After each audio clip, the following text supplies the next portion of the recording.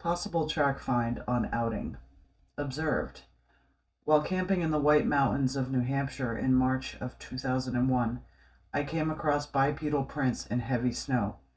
Each footprint was about 18 inches long by 8 inches wide, and the stride was 24 to 30 inches between each print. They were located 100 to 150 yards off a snowmobile trail and went even deeper. This was where I was camping for 3 days, so I did not want to pay attention. However, after considerable thought about the circumstances, my observations of the environment make the tracks interesting. In March of 2001, there was fairly heavy snow, ranging from 3 to 4 feet deep. The week before the camping trip was very warm, so the snow began to melt. There was still snow, so when it got cold again the next week, there was an inch or so of ice on top of the snow. When wearing snowshoes, the weight dispersal would break the ice in a large circle, simply caving in some of the ice. When wearing snow boots, the ice would not support your weight on such a small area, and your foot would go straight through the ice. Applying this to the prints, there was no evidence that the prints were made before the snow melt, as they would have exhibited that melted ice over the print. There was no way these could have been made by snowshoes then. They wouldn't even be in the same shape. And it was way too big to be anybody's boot that would make this kind of straight through the ice print. There were no distinctively human markers, i.e. icebreakers or tread marks. My only regret was not following them. The ice was noteworthy because I don't think anything human could have made the prints like that through the ice that big. The prints were bipedal. Follow-up investigation report. After speaking with the submitter, I found him to be consistent in the retelling of the event. The estimated 18 inches could have possibly been in the 17 to 20 inch range, and the estimated width 5 to 7 inches. The submitter did not note if the tracks were deeper than his own at that time. The submitter was recontacted by the BFRO via the website in regards to his observation and estimate of the depth. The pertinent part of his reply is as follows.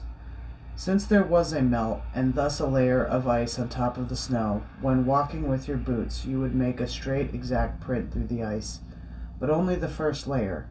There were other ice layers with snow in between, and the tracks that I found definitely went through the second ice sheet and possibly the third.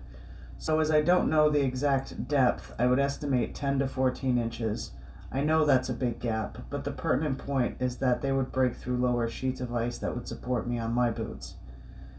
I know this is not the most important sighting or anything, but I just wanted my only info I can give to be more complete.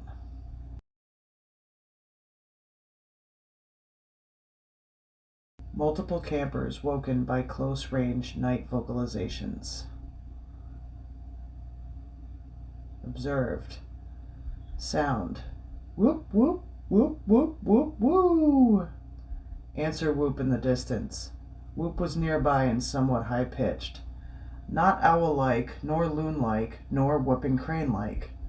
2 a.m. outside our tent. Camper on adjacent site also heard the same sound. On the night before, similar sounds were heard, but not as close, nor not as distinct.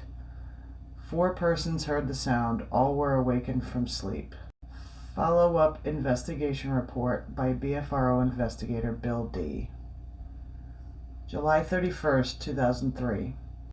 The reporting witness, who was part of a church camp group, along with his wife and a couple in the next tent, were awoken at 2 a.m. by a very loud, close-range, repetitive vocalization. With occasional 20 to 30-second pauses, calls continued for over 10 minutes and were answered by a similar responding call from quite a distance. Volume was as loud as a large man could produce at the top of his lungs. Timbre of the calls was melodious, primate, bird-like.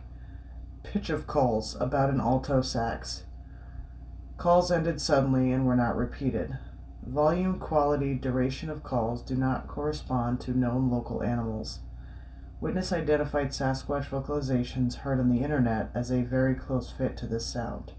This area has a history of reports of similar vocalizations going back many years. Grafton County, New Hampshire.